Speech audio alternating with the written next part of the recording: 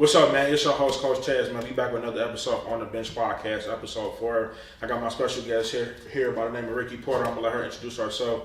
We want to say thank you for staying tuned. Thank you for being patient. And we're going to dig right to the episode. So how you doing today? I'm doing great. How are you doing today? I'm doing pretty good. Good. So like I said, we told you your name is Ricki Porter. So tell me a little bit more about you, what you do, you know what I'm saying, Okay, so right now I go to Oakland University. I major in communications, and I want to use that and take it into talking to people, helping in like management, communicating, and being the voice that people need. Okay, I like that. So just talk about a little bit about communications degree and whatnot. Okay. Like you say, you want to help people and whatnot. So like, what's your job to like help people, and why did you major in communications? So if I'm honest, I went to Cass Tech. I'm a Cass Tech alum, and I had a communications course that I was always doing speeches, and I started to realize, wow, this is something I love doing. Mm-hmm. Now, math was my first love, and that is something I'm going back to go to school for. Mm-hmm. But choosing communications was more so I love speaking, I love guiding talks, whether it's TED Talks, motivational speeches, and I chose and I knew it was going to be the best decision ever. Okay. Yeah. Okay, so like I know you talked about math a little bit, you know what I'm saying? So what drives you about math, I got to give it to my father. Honestly, when I was in kindergarten, my dad made me be my own calculator, and I started to fall in love with math, and I started to help people. So I always thought I was going to be a college professor in math. Okay. So it's still something, like I said, it's still something I'm going to do. Still going to get my master's in math education, and I still want to be a college professor, whether it's in math or communications. Okay, yeah, I like that. Communications, it's a nice field, you know what I'm saying? One of the best. Yeah, that's how we met, from class and everything, you know what I'm saying? Being communication majors. Like I said, communication is a good field, everybody, even got from behind on the camera, study communications, media and all that. So now we transition a little bit from, intro and whatnot. Now I want to dig on a couple topics. I know you said you like talking to people and helping people. I love it. So one of the big topics we like to talk about too is mental health. So yes. I know you say you're big on mental health before. We talked about the show, set up the show. So tell me a little bit of why you're big on mental health and like how mental health means so much to you. So mental health is very important for me because I was in a household where I wasn't able to talk about how I was feeling. Right. I wasn't treated the best, per se, by my mom. So that really showed me, okay, Ricki, your mental matters. Right? And if you don't have no one to go to, you're going to have to find a way to work on mental health. Right. And unfortunately, we know in the old generations, they didn't prioritize mental health. Right. So now I'm like, okay, well, this is something I got to be an advocate on. This is something I have to let people know. Prioritize their mental health. Take the steps. Fix it. Don't just say you want to do better, get better, but actually take the steps to do better and get better. Right. Okay. So that's why I love talking about mental health and helping people find ways to make sure that mental health is always at the best. Okay. So let me ask you a quick question. It might be a little bit off topic. Do you think social media is a good way for mental health or a bad way? Like the last guest we had on the show said mental health, it can be a negative, a pro and a con. Yes. Or do you think social media such as Instagram is like a DB down for mental health? So if I'm being honest, social media, people have their opinions on social media. Social media can be, like she stated, a pro and a con. Mm-hmm. Right? You can find ways to talk to people. Social media, you can get to meet other people. You find out that there's people out here that actually are experiencing the same thing you are going through. Right? So that's the good part. But the bad part is social media can be bad on your mental health because cyberbullying, where you post a picture and you realize you don't look like other girls, right? You don't look like the image that they want you to look like. And it brings you down and your mental health gets even worse. Right. And then you see people hurt themselves, and it may influence someone or it may make them say, hey, let me change my mental health before I lose myself like that. So I think social media can be a pro and con, but more so, unfortunately, a con. I see more negative than positivity, unfortunately. Okay. So to just answer a little bit question about that, do you ever think social media will ever be a platform that will ever be out there that would be completely positive, not like more like a lot of women looking at their body or a lot of guys looking at, oh, he got this on, he not fresh, you know what I'm saying? Do you ever think there's ever going to be a platform in the world that social media is going to be strictly like just positive vibes? I would love for it to, but unfortunately, people find negative in everything. Right. I see like a celebrity posting them having a baby, and although birth is a beautiful thing, people find a way to argue and find a negative comment about it. So, as much as I would love for it to be a platform, for it to be all positivity, that's not the way society is, unfortunately. Yeah, that's true. That's true. Okay, so like you said on the camera, that's how society is, and we talk about social media. And now we're gonna flip it just a tad bit. We're still gonna stay on social media or whatnot. So I want to ask you a couple questions. So the most and foremost thing I know, I'm pretty sure, I think his name is I forgot, Respect Just or something like that. You see them type of posters or whatnot. I can't think of the name, but it's gonna come. You talking about Justin LaBoy? Yeah, Justin LaBoy. Okay, that was right. He is a troll. He's always trolling. Yeah, he controls. So like a couple things we've seen, throughout the show. A lot of people bring up his name and his trolling and whatnot. So one of the things, as you mentioned too as well, and as things he mentioned as well, and one of the topics was sassy men. You know what I'm saying? So first, before I ask you a million one questions, first I want to hear your definition of a sassy man. So sassy men in my eyes, I don't really have a specific definition because I don't think guys are sassy. I don't see it as sassy. But I will say this, since I don't have a typical definition, I will say what I see other people's definition is. Mm-hmm. So unfortunately, a lot of the definitions for sassy men has been a guy expressing his feelings. Okay. For some reason, girls don't like to see their guy expressing their feelings or being in touch with their feminine side, as in, some girls don't like to see guys grooming, keeping their nails groomed or hair done. Not hair done, but nails, even toes. Right.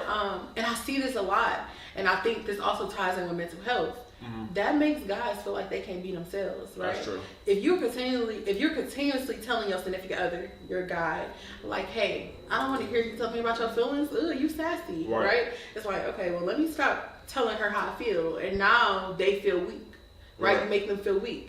And now they go into that box. And unfortunately, a lot of men do not like talking about their feelings because of this society thinking of sassy men. Right. I can definitely agree with that. Social media definitely, and I honestly feel like social media do the same exact things. Yeah. Much as music, it can definitely on a man's mind, a man mind as well. Yeah. Such as like sassy. So like I seen a post from like Gorilla before, and it said like, no, not as a Gorilla. I think it was sexy. No, it was Gorilla. Gorilla said like, if a man eat a seafood, boy, he's sassy. You know what I'm saying? and of course, let's just be honest. I think those are all jokes, right? Yeah. I think those are all jokes. But the bigger picture is there are men out here that look at those jokes and be like, what if this is like how women feel, right? And I really do think it's a joke. But saying that a guy is sassy for doing typical things is crazy. I think that's crazy. Yeah, okay. I can definitely agree. And I really wish that more guys will be more in touch with their feelings, right? Yeah. Because imagine dating someone and you don't know how they feel. Right. But they scared to tell you how they feel because society look at that as sassy. Exactly. So now you're dating someone who don't express their thoughts and don't express, telling you that they love you or tell you that they're going through a rough patch, because we all go through a rough patch. And again, that ties to mental health. But when society keep putting this sassy men idea, it makes guys not even want to express themselves at all. Right. So stop the sassy talk. Stop it. That's how sassy talk. But stop it. Yeah, I definitely agree. The sassy talk been around. It's been around for a little minute now. Yeah, it has, and I've noticed that it's been spiraling up a lot of conversations that make you look at everyone almost different. Like, this is what y'all think is sassy? Right. So let me ask you, a side question about that. So for example, so you feel like it's sassy, I won't say it's not a word, but sassy for a man is not technically a word. If, for example, if a man is straight or whatnot, so you want to say if he did certain things. Like what? Like elaborate, go into detail. Like if he, like you said before, mention his feelings, you said that's not sassy. Or for example, if he got an attitude all the time. Women call a man sassy. Yes. Yeah, sassy. Is that sassy, or he just need help? Back to the mental health thing. I think he just need help. Back to the mental health. There's a reason why guys have an attitude every time. There's a reason. Let's be honest. Imagine dating someone and they have an attitude every single day. It's like, okay, at this point, I'm gonna think you don't like me. I'm not gonna think you're sassy. I'm gonna either think you don't like me or you have something going on that you don't know how to express it. So instead, you have an attitude, and I'm supposed to just guess. Now, if you know your partner, you are supposed to see those cues and say, hey, I think something's wrong. Let's talk about it. But no, I don't think that's sassy because they are having an attitude, continuously. I think it's just mental health. Okay. Because that's floating around on social media a lot, What I'm saying? It is. A lot. I see it a lot. If a guy have an attitude every day, he's sassy. Yeah. I see it a lot. Jokes, though. I think it's jokes. Okay. Now you transition just a tad bit. I know, now this play into the sassy part as well. We see on social media, the the scenario of 50-50 relationships. Right. So before I ask you a one question about 50-50 relationships, I want to first ask you, how do you feel about 50-50 relationships? So I am 100% with 50-50 relationships. Okay. I've always seen.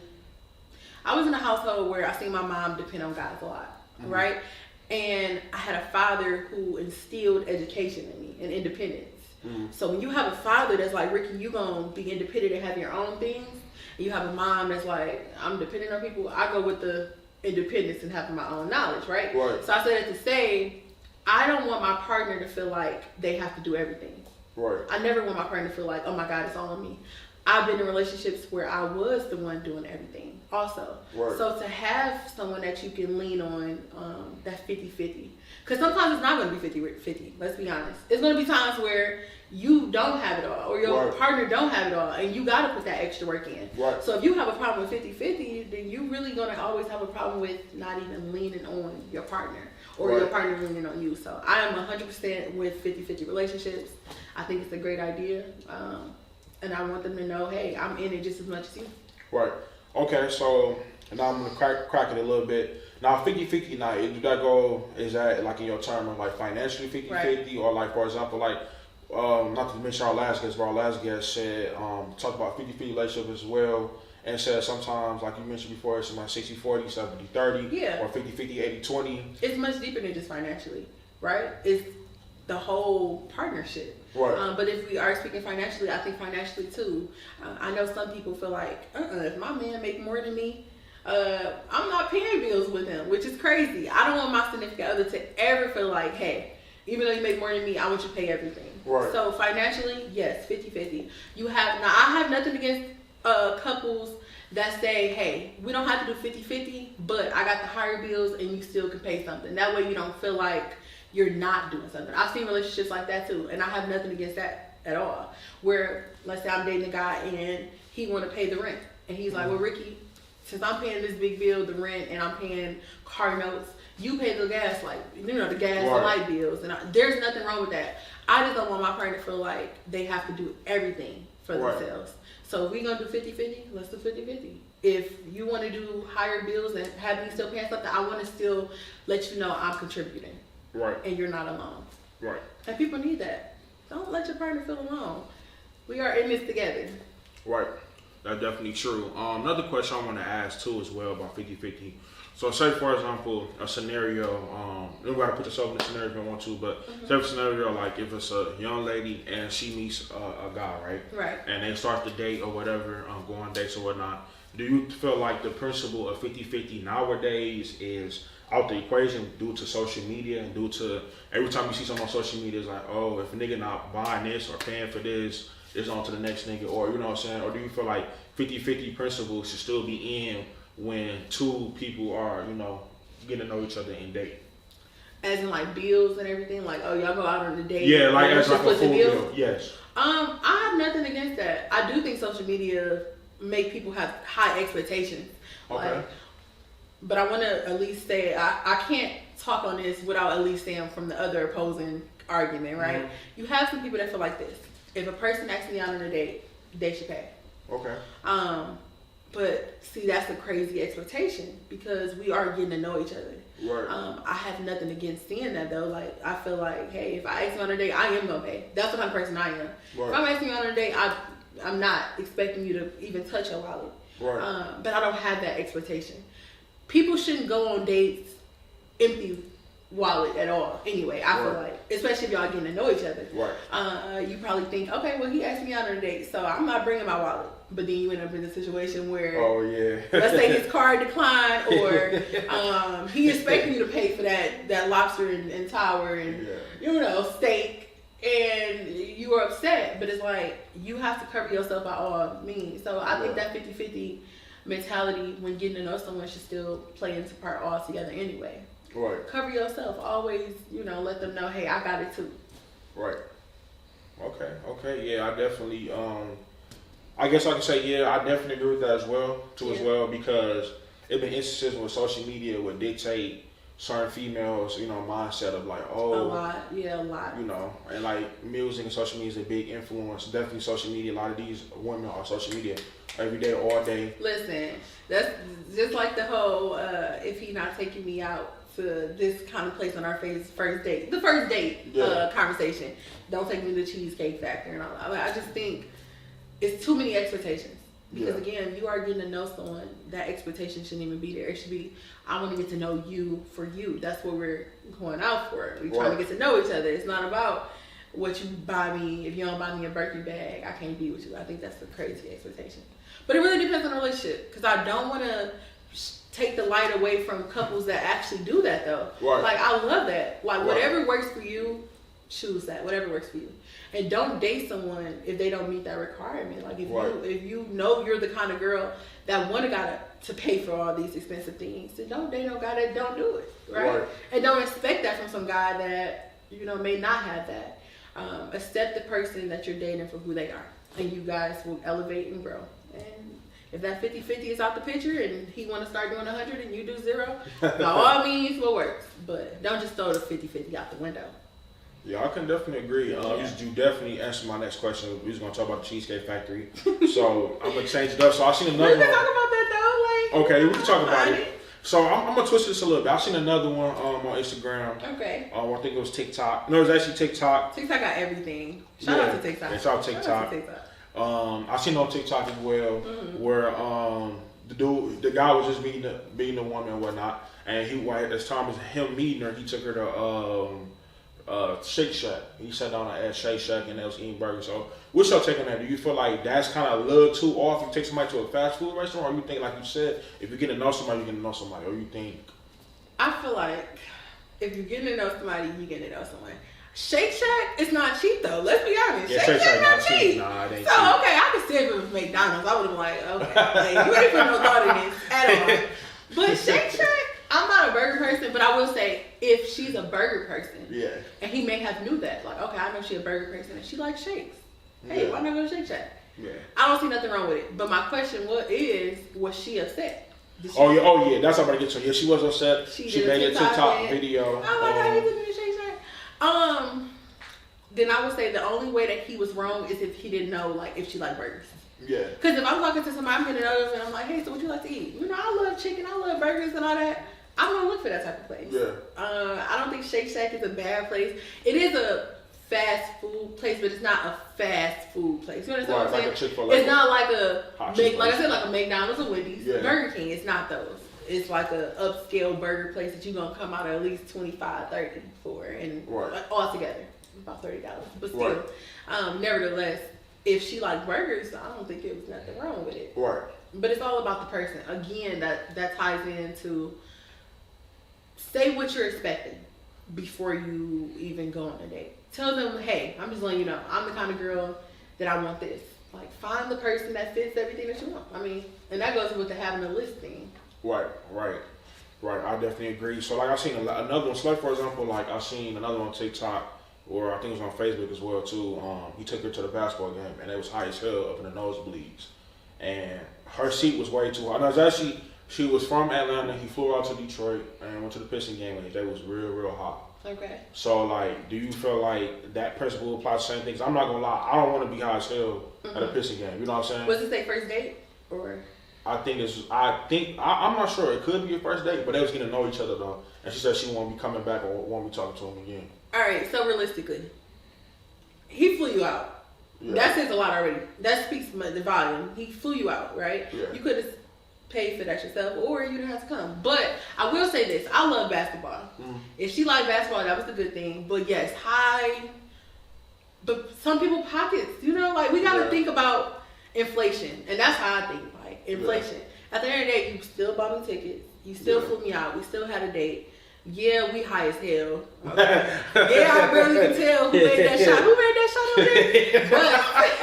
But regardless, we are getting to know each other. Obviously, I like you enough to let you fly me out. Right. Obviously, I have a little trust starting. Right. So I wouldn't have made it a big issue. I would have been like, at the end of the day, we spend the time together. That's how I think. Right. But and different people think differently. So I always want to address both sides. So if I'm addressing her side, I can understand why she was like, damn, we was far as hell. I couldn't see nothing. Right. But I still would be like, hey, you flew me out. We still had a good time. Right. Okay, so. And I'm not being biased. I want to say I can see it from all ends. I truly can see it from all ends, honestly. Yeah, I honestly can too, though. Yeah. Like, honestly, see it from all ends.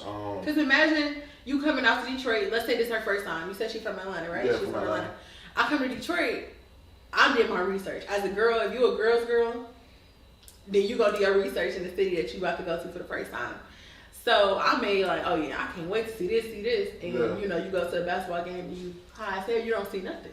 Right. So of course I'd probably be like, damn, I can't see shit. But I also, like I said, since I think of both sides, I'm gonna be like, it's about the count. Okay, that's true. That's definitely true.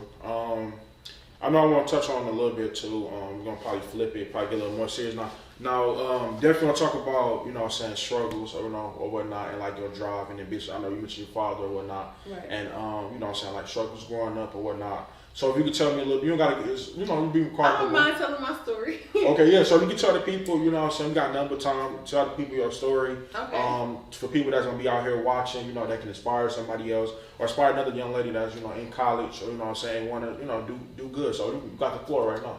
So I grew up on the east side of Detroit, and I know people have their stereotypes about the east side of Detroit, but not everything is always pretty. I grew up on Mack and Van Dyke, times where we didn't have water, times where we had to walk to Family Dollar with a buggy, fill up jugs, heat up water to wash up, times we didn't have food, walking to Capuchin's. But I do want to say this, you don't let those struggles define who you are. Now, although I was going through all those things and more, like I said, not having food, times we didn't have lights. I remember having to share an extension cord with our next door neighbor just to have electricity. But that don't define who I am. That don't make me say, hey, just because I struggle now I'm this person. Right. But I do think it shapes you and it motivates you to go harder. So a little bit about those struggles, I ended up going to school, staying educated. Like I said, I did go to Cass Tech. I graduated early, and I just had that drive. Luckily, my dad continued to motivate me. He instilled that, hey, Ricki, these struggles don't make you or break. It shouldn't break you. And now I'm in college, and 4 years later, I'm about to get my degree. Right. It feels so amazing. And I feel like amazing is not a good word. It's not even half of enough a word to express how I feel right now. So that's just more so about the struggles, but letting those struggles define who you are, or letting those struggles stop you from being better is something a lot of people face, unfortunately. When we see different things, like I said, negativity with social media, you continuously see people getting killed. You having family members, die every other day, or you seeing people get raped or abused, and you don't have water, heat, and all those things. When you start to have those things define who you are, it stops you from going harder. And that was my mindset. Not let it stop me from going harder. Right. Yeah, I can definitely agree. How do you feel about that though? I definitely agree. First, I want to say congratulations. You know what I'm saying? Thank you. Like I said, definitely gonna hit when you get in the O ring. You see all the people around. It's It's really gonna hit you when you get an email. When you get your first email from your advisor saying the commencement ceremony, picking your graduation tickets up, putting an order in for graduation tickets, and you're gonna get that like as soon as school start, you're gonna get the email, and it's really gonna hit you. In the fall. Yeah, in the fall. As soon as like the first couple of weeks, you should get an email. You're gonna put your tickets in. You get 4 tickets, but you can request more. So I had I probably had like 7 tickets, 7 or 9 tickets. I just applied for graduation. It feels so real. I just applied for graduation yesterday, right? Oh yeah. And I did an additional 5. So would they tell you what you got approved for? So you guarantee you got 4. Right. You had 5 extra. I'm asking for 5 extra. But You should get it. I should get it. Okay. You should get 5. You should get the 5 extra. You're gonna go to a fair. Then once you go to the fair and everything, and it's pretty much the fair. To be real with you, you don't really gotta go, but they say you gotta go because you want to take a picture just like that. You take a picture, dress up, and then you're gonna go to different tables. Like it's gonna really hit you. You get the alumni association badge, being an alumni. Then you're gonna get the tickets. And then once you get the tickets, cap and gown, and then you're gonna buy the cap and gown from like the downstairs area. It's gonna be like $100. $100. Okay. Yeah, so Cap I'm and super Gown. excited. Yeah, congratulations. December 14th. Y'all, December 14th. Yeah, congratulations. Everybody watch, make sure you tell her congratulations. But back to your question, what was your question? More so like, how do you feel about with struggles and letting that define you? Yeah, true, for sure. A lot of people don't know. I'll say it on camera. A lot of people don't know. People that know me personally know pretty much my story. But my story of just being a coach. And first, I'm gonna start off with just a tad bit. I ain't gonna take a lot of time. But the story about getting to Oakland University, as you know, I went to school. I'm not sure if you heard of Detroit Christo Ray High School. You know what I'm saying? It's a private school, but that don't mean I'm rich. Nothing like that. That don't mean. Hey, just in case. Yeah. The ladies that's looking. That don't mean I'm rich. Got money, nothing like that. You know what I'm saying? Okay. But long story short, though, I went to school in Southwest Detroit. Running Clark, right in the hood. You know what I'm saying? So from the east side of Detroit, Chalmers and Lakewood area. You know what I'm saying? So pretty much my story of getting to Oakland University. I took the ACT 3 times. Anybody else that like I would say the normal high school student got to Oakland University easy. Right. And I was struggling. You know what I'm saying? You took the ACT? The ACT and the SAT. I took it. Yeah, I took the ACT once, took the SAT 3 times. Okay. You know what I'm saying? So I just kept, kept trying, you know what I'm saying? So I went up to Siena Heights University, you know what I'm saying, as a basketball player and whatnot, and that's when the coaching thing started coming about. So during my time transitioning to Siena Heights University, once I went there, I didn't like the school, up in aging, we had lead in the water, so we had to buy water, take a shower, stuff like that. So then after that, during that time, I went to a big depression, you know what I'm saying. One of my former assistant coaches, one of my good friends, you know what I'm saying, was by my side all the time. So I want to say full blown, I was suicidal, but I had a lot of suicidal thoughts, I went through depression because, long story short, my family was going through hardships or whatnot, you know what I'm saying. And during the time of hardships, it was cold during the pandemic, so you're not able to look at places, look at houses. So every time, all my friends, all the bros, Thanksgiving, they going to their moms or some house, you know what I'm saying, here coming another holiday, I'm coming home to an air mattress on the couch, you know what I'm saying? Literally. Coming home, and that's what people don't understand. Imagine coming home, and I'm sorry to interrupt. No, you good. But imagine going to college, right? And you meet all these different people, and you coming home to, like you said, an air mattress or the floor, right? Yeah. Times where I didn't have a bed to sleep on, so I was like 16, 17. So sleeping on the floor or just not having a home to come to at all, because it was times where I didn't even have a home to go to at all. What do you think? The air mattress. Oh yeah, air mattress, yeah. So pretty much, that pretty much happened, you know what I'm saying? So one day, I knew, mind you, I'm still on Oakland University grind, you know what I'm saying? I'm going crazy at school, like busting my ass, you know what I'm saying? So I finally get the grades back, 3.0. So I'm in Oakland. So you up. Yeah, I'm up. So then I get the letter in the mail, I don't get into Oakland. Again, after the 4th time I'm trying. So you now, in high school or you I'm in college now, I'm trying to transfer, you know what I'm saying? So back in my head, I'm like, I gotta keep going, you know what I'm saying? And, part of me was like, fuck this, I don't want to do it, you know what I'm saying? But, so then I go to the second semester. I'm like, maybe if I do the same thing, they'll let me in. So they let me in second semester, you know what I'm saying? So I finally get there. But then again, like I said, back to the air match thing, you come home for the summer. Now you got a whole thing of 3 months of depression again. Mm-hmm. So I'm on the air match as well now. So my friend, shout out to my friend Menzel, one of my good friends, you know, so he came on the show before. You said Gazelle? Menzel, shout out to you. Buddy. Yeah, Menzel, one of my good friends, Menzel. It was with me the whole time, you know what I'm saying? But to fast forward the story, that's how I got my, coaching and everything, training and stuff. I said, maybe I want to be a trainer, you know what I'm saying? At the time I was working at KFC, my stepfather was a manager at KFC. And so I would work at KFC from 9 to... No, I would wake up and go to the gym and train. Mind you, I'm just asking people that want sessions. I'm training 2 people and whatnot. Mm-hmm. I get up at 8, be at the gym at 9, from 9 to 11, go home, take a shower, and then be at KFC at 1, all the way to close. You know what I'm saying? Do it, repetitive every single day. So, and that's why you said you was full time. You was doing online. I remember you had that conversation. You said you was doing online while you was working too, right? Yeah, I was doing. Yeah, that's when I used to be an enterprise too as well. Mm-hmm. But when I was at so when I was at KFC, that's when I, made the page and whatnot about, training and whatnot. And I said, man, I want to be a trainer. Maybe people laugh at me if I made it. So I made the page and whatnot. And you go another thing of struggles. I made the page. Nobody was fucking with me. Nobody showed me support. And I'm like, don't need fuel. So like, man, just keep going. And never giving up. That grit. You got to have that grit. Yeah, that grit and determination.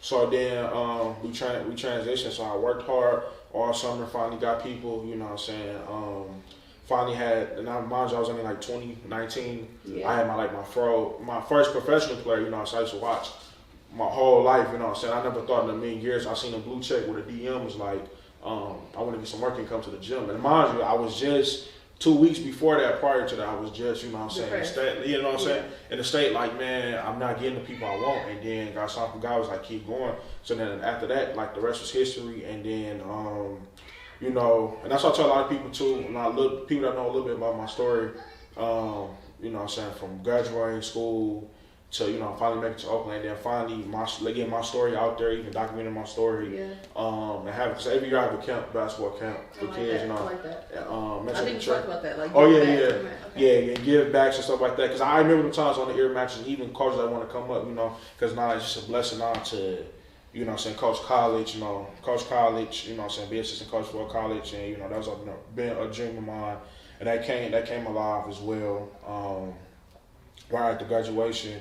And then on top of that, like I said, being a trainer, working with a lot of players, I never thought in a million years I would, ever work with after watching them on TV. And I always said back to myself, like, if I never went through those struggles, I would have never got to this, And that's what I said, like, you don't let your struggles define who you are or stop you from going further, but it definitely shapes you, and it can be your motivation. Right. I remember when I had graduated high school, and my principal, or one of my teachers, Miss Hicks, shout out to Miss Hicks, listen, I have to give her a shout out, and she told Miss Phillips, like, you don't know Ricky's story, but you gotta tell it at graduation.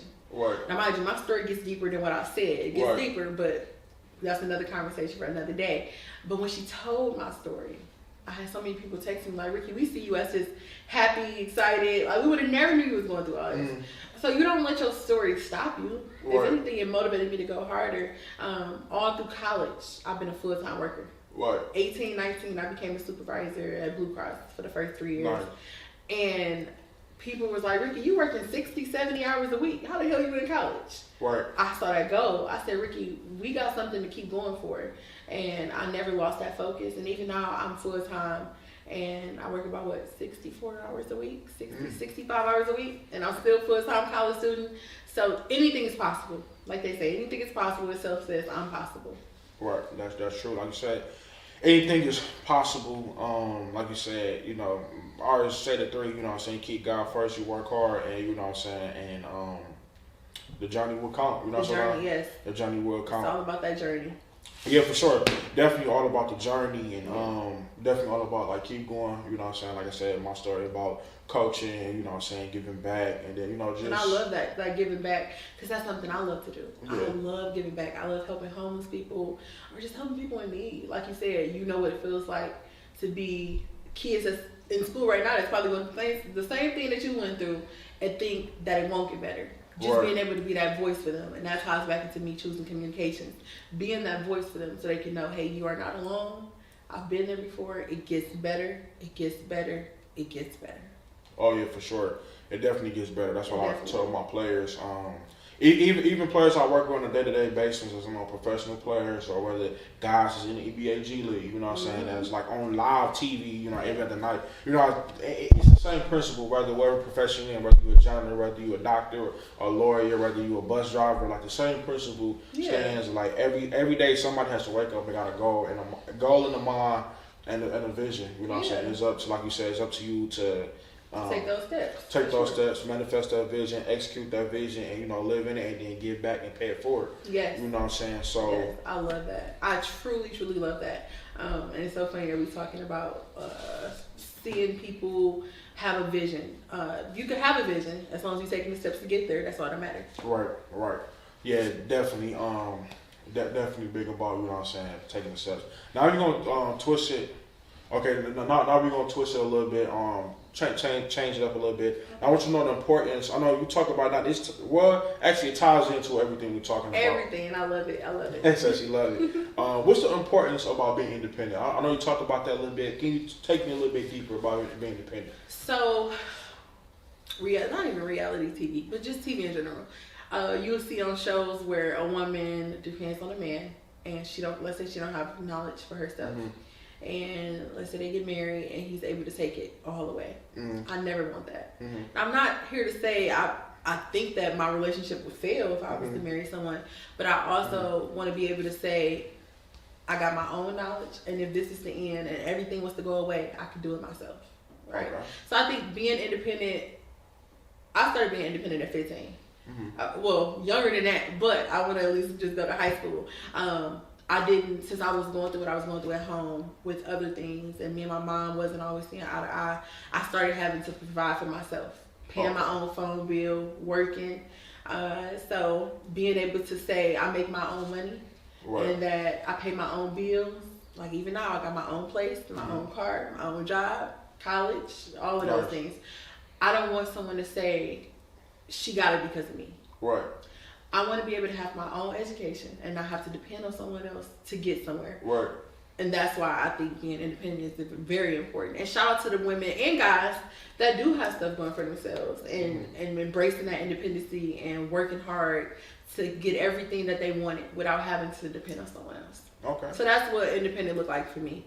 Being able to say you got there, other than your journey, but being able to say you got there by yourself and you did it. Okay. Even though and I do want to say that we do need to lean on people. Right. Like we have people helping us, but just being able to say I took the extra steps to make this happen. Okay. That's why I love being independent. Okay. I definitely agree with that. Before we wrap up the show, like you said, we definitely thank you for coming out and whatnot. Thank you. I enjoyed coming. We definitely got a few more things we're gonna talk about. You know, everybody that get on the show is like you said, I'm gonna explain it really fast. So it's just like basketball. So for example, if you call a timeout, you can, if someone's getting fouled on the opposite team, you can challenge it. What I mean by challenge is they can watch the replay and they can, it can be up for discussion whether it was a foul, whether it was not a foul. Okay. So we call it the coach's challenge. So since you're on the bench with Coach Ted and myself, we're gonna do coach's challenge. So coach's challenge is pretty much a trivia game. It's really quick. So for example, it's easy. Yeah, it's easy. So for example, I can ask you an easy question like black or white, and you will say what? Okay, so I'll ask you a simple question like ice cream or popsicles. What would you say? I'm choosing ice cream, cookies and cream every day. Okay, now we're gonna start the challenge. I'm gonna ask you five quick questions. They're gonna get harder. Nah, you good. They're gonna get harder as they go. And you said I can't say timeout. No, you can't say timeout. Oh, okay. This is your challenge. Okay, you have the floor to be like, oh, I like black more than white. I like red more than blue. Okay, but what if it's a question I'm like, I don't know. It gotta be the next question. Okay, so say next question. Yeah, it's gonna, and trust me, they're gonna get harder by the third or fourth question. So the first question I'm gonna ask you is hot or cold? I'd rather be cold. Cold, okay. Water or pop? Water. Usher or Chris Brown? Chris Brown. Oh, Chris Brown, okay. I love Chris Brown. Okay, would you go her or LMA? Her. Come on. Okay. I love her. Okay, that's way quicker. Okay, way quicker than I thought. Okay, and the last question. I would like. Well, actually, the last thing before we end the podcast, we kind of start on time. Be a good and coach challenge. If you can leave anybody with any more words of encouragement that's watching the show, whether it's about the journey, whether it's about independence, whether it's about body positivity, whether it's about Instagram, anything in your mind that you can leave the guests with, what would you say? In so many words, be you, keep going, never give up, it gets easy. Oh, that's what you like to leave them with? I can say more. Oh, no, you can say more, whatever you want. Okay, never let your struggles define who you are. Never lose that focus, never lose that work ethic. Keep going and be proud of the journey. I feel like, especially for women, and just going to a little bit of body positivity, we see this image, especially social media, but that does not mean you have to meet that specific requirement, because there's no requirement of being the perfect you. You are who you are, and embrace that. Love it. Speak positivity in yourself. If you have that negativity mind all the time, negativity will come. So try to believe in yourself. Always believe in yourself, actually. And like I said to them, speak positivity every day, because it really changes your whole mindset. And also lead with faith. I like that. You said leap with faith. Always. That's a beautiful message, and we definitely thank you for coming on to the show. Anytime. And definitely sharing the light about the show. Definitely on your journey or whatnot, and all your aspirations. Like I said, we definitely appreciate you. And I tell everybody watching, we thank you for tuning in with us. Like I said, we definitely getting better each episode, and that's another episode of the On the Bench podcast. I'm your host, Coach Taz. We got Shard Studios behind the camera and the lenses, and we got my guest, Ricki Porter. We thank you for watching.